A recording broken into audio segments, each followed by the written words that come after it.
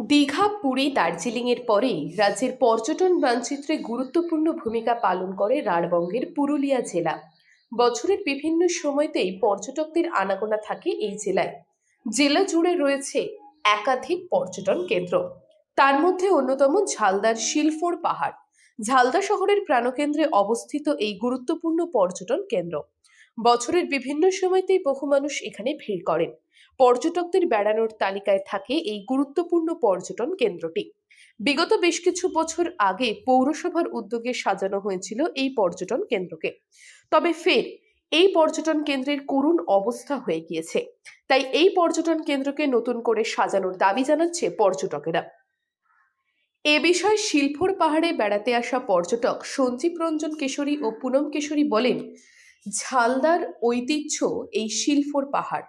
আগের তুলনায় অনেকটাই সুন্দর করে সাজানো হয়েছে এই পর্যটন কেন্দ্রকে।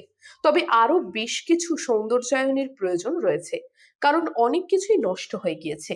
এই পর্যটন কেন্দ্রকে নতুন করে সাজালে এর গুরুত্ব আরো বেড়ে যাবে। हाँ, घूमने आए हैं यहाँ पे। हम लोग झारखंड से हैं पहली और बार आए हैं? हाँ, पहली बार आए हैं जगह और कैसा है? जगह अच्छा लगा, लेकिन थोड़ा-सा और यहाँ पे डेवलप का ज़रूरत है इसमें। जैसे गार्डनिंग हुआ और ये आपका वाटर झरना ये सब है, ये सब थोड़ा ठीक-ठाक रहा तो थोड़ा और अच्छा लगता। लेकिन थोड़ा-सा गार्डनिंग वगैरह रहता तो और ज़्यादा बेटर रहता।